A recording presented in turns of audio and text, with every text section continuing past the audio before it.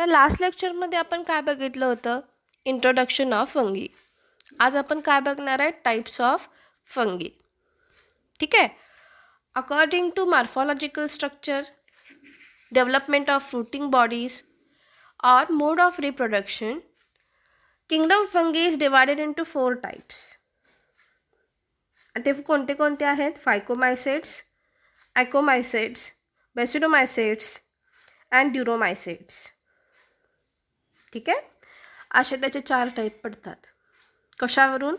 तर आउटर ॲपिअरन्स कसा आहे, ते कसे दिसतात, कोणत्या टाईपचे स्पोर फॉर्म करतात, झू स्पोर फॉर्म करतात, ॲकोस्पोर फॉर्म करतात का रेग्युलर स्पोर फॉर्म करतात. ठीक आहे. त्यांचं मोड ऑफ रिप्रोडक्शन कोणतं आहे, यावरून त्याचे हे 4 टाईप पडलेले आहेत. तर चला पहिला टाईप बघूया, फायकोमायसेट्स. फायकोमायसेट्स यांना किंवा या फंगीला आपण अल्गल फंगी किंवा प्रिमिटिव्ह फंगी असं सुद्धा म्हणतो.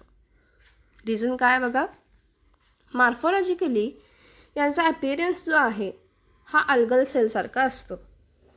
जे रूट लाईक सबस्ट्रेट असतात आणि त्याच्यानंतर थ्रेड लाईक हायपा असतात ॲज लाईक फंगी. म्हणून आपण त्याला काय म्हणतो तर अल्गल फंगी. अर्थात त्यांच्याकडे क्लोरोफाईल नाही, फक्त ते दिसतात कसे, अल्गीसारखे, म्हणून आपण त्याला काय म्हणतो अल्गल फंगी. ठीक आहे. त्यानंतर त्यांचं आणखी एक नाव काय आहे मी सांगितलं तुम्हाला, प्रिमिटिव्ह फंगी. प्रिमिटिव्ह फंगी का, तर आउटर स्ट्रक्चर अगदी सिम्पल आहे. एक स्पोरेंजियम सॅग आहे, त्याच्यानंतर एक थ्रेड लाईक सबस्ट्रेट आहे आणि त्याच्यानंतर हायपा आहे. या 3 बॉडी स्ट्रक्चरपासून किंवा 3 बॉडी पार्टपासून यांची होल बॉडी बनलेली असते. ठीक आहे. त्याच्यानंतर बघा नेक्स्ट वन थिंग, मायसेलियमचा जो पार्ट आहे, मायसेलियम म्हणजे काय, कॉलनी ऑफ फंगी. हा मायसेलियमचा कॉटन लाईक सबस्ट्रेट जो आहे, जर तुम्ही तो मायक्रोस्कोप खाली बघितला तर त्याच्यामध्ये सेप्टा नसतात. हायपामध्ये काय नाही आहे, सेप्टा टोटली ॲब्सेंट आहेत, असेप्टेड कंडिशन आहे. मग हे कुठे सापडतात फायकोमायसेट्स? एव्हरीवेअर, सगळीकडे सापडतात. पण जनरली ते कुठे सापडणार आहेत तुम्हाला, तर जिथे मॉइस्ट आणि डम्प एरिया आहे अशा ठिकाणी ते सापडतील. फूड मॅटरवर सापडतील, ऑर्गॅनिक मॅटरवर सापडतील. ठीक आहे. त्याच्यानंतर काही जे आहेत स्पेसिस ते ॲक्वॅटिक नेचर दाखवतात, काही पॅरासिटिक आहेत, म्हणजे ते अदर प्लांट्सवरती किंवा ॲनिमल्सवरती ग्रो होतात.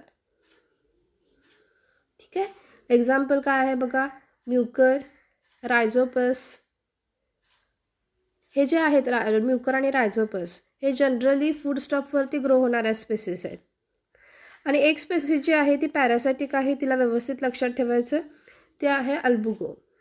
अल्बुगो नावाचे स्पेसिस जनरली मस्टर्ड प्लांटच्या जे काय लीफ आहेत त्याच्यावरती ग्रो होते. नेक्स्ट टाईप जो आहे तो आहे ॲकोमायसेट्स. ॲकोमायसेट्स या ग्रुपला सॅक फंगी असंही म्हणतात. ठीक आहे. तर का सॅक फंगी म्हणतात, यांचं स्ट्रक्चर जे आहे, फ्रुटिंग बॉडीचं स्ट्रक्चर जे आहे हे कसं आहे, तर सॅक लाईक आहे, म्हणून याला सॅक फंगी असं म्हणतात. आणि मोस्टली या स्पेसिस ज्या आहेत ॲकोमायसेट्सच्या ग्रुपमध्ये येणाऱ्या त्या कशा आहेत, मल्टीसेल्युलर आहेत. ठीक आहे.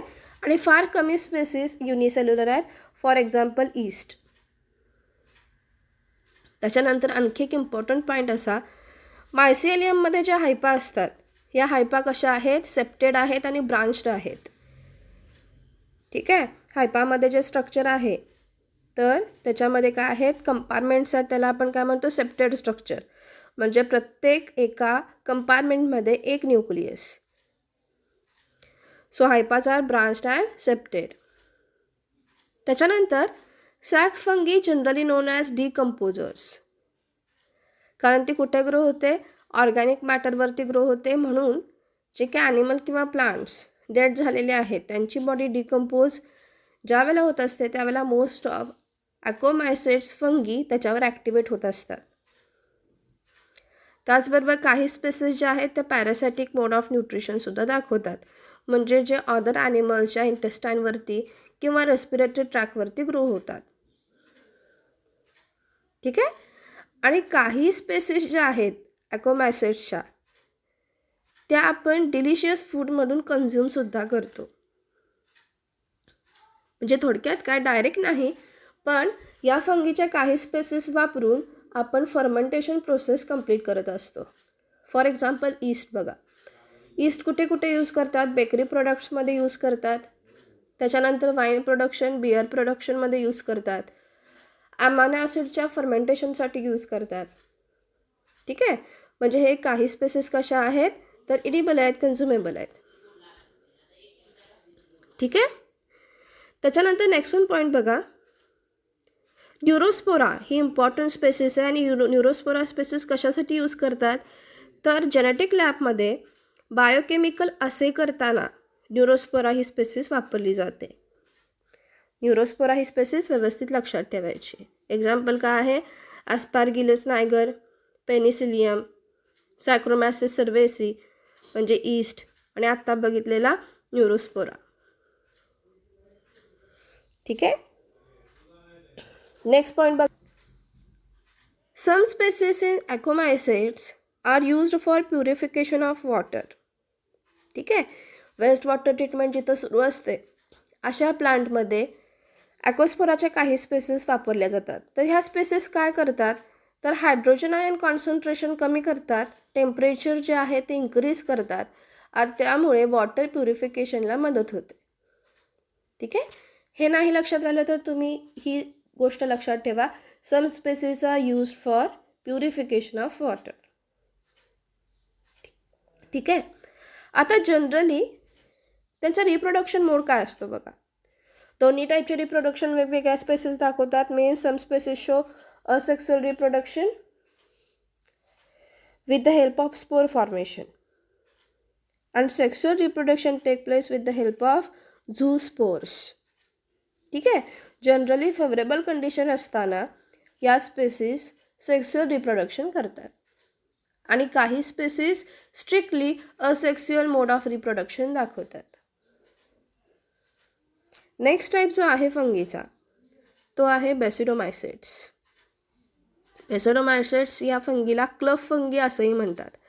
रिझन असं की मोस्ट ऑफ स्पेसिस ज्या आहेत या कंपल्सरी मल्टीसेल्युलर असतात. ठीक आहे. ब्रांच्ड असतात, किंवा त्यांचं जे काही सेल्युलर स्ट्रक्चर आहे हे कॉम्पॅक्ट असतं. त्याच्यानंतर हायपा कशा असतात? ब्रांच्ड असतात आणि सेप्टेड असतात. म्हणजे काय? प्रत्येक कंपार्टमेंटमध्ये एक न्यूक्लियस. हायपा कंपार्टमेंटमध्ये डिवाइड झालेले असतात. So hyphae are branched and septate. ठीक आहे. And most of species are edible. आपण खाऊ शकतो. फॉर एक्झाम्पल मशरूमसारख्या काही स्पेसिस किंवा काही मेडिसिनल स्पेसिसही आहेत ज्यांचे मेडिसिनल यूज आहेत. अशा स्पेसिस बेसिडोमायसेट्समध्ये इन्क्लूड होतात. त्याच्यानंतर आणखी कोणते कोणते फेमस एक्झाम्पल आहेत? तर रस्ट, मस्ट्स, त्याच्यानंतर ब्रॅकेट फंगी यांसारखे जे काही एक्झाम्पल आहेत हे बेसिडोमायसेट्समध्ये इन्क्लूड होतात. ठीक आहे.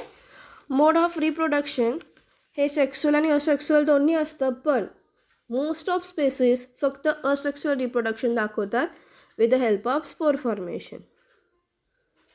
And some show vegetative next one type जो आहे तो आहे ड्युरोमायसेट्स. तर ड्युरोमायसेट्स या फंगी ज्या आहेत या जनरली इनपरफेक्ट फंगी म्हणून ओळखल्या जातात.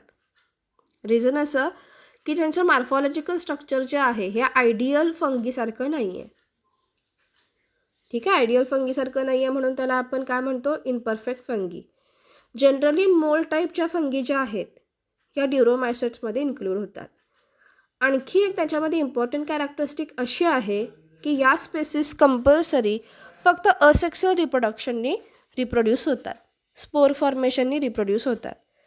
त्यांच्यातली एकही स्पेसिस सेक्सुअल रिप्रोडक्शन दाखवत नाही. They are strictly show asexual reproduction only. ठीक आहे. आणि ह्या स्पेसिस ज्या आहेत ड्युरोमायसेट्सच्या या फूड स्पॉइलेजसाठी ओळखले जातात. ठीक आहे. नायट्रोजन कंटेंट जास्त असताना सुद्धा किंवा काही स्टॅबिलायझर्स आणि काही केमिकल्स जरी इन्क्लूड केले असले तरी काही दिवसांनी फूड स्टफ खराब होतात. आणि रिझन असं आहे की त्यांना कुणी इन्फेक्ट केलेलं असतं किंवा त्याच्यावरती कोण ग्रो झालेलं असतं की ड्युरोमायसेट्स. तर यांचं एक्झाम्पल कोण आहे बघा? अल्टरनिया आणि कोलेटेरियम. यांसारख्या स्पेसीज याच्यामध्ये इन्क्लूड होतात. ठीक आहे.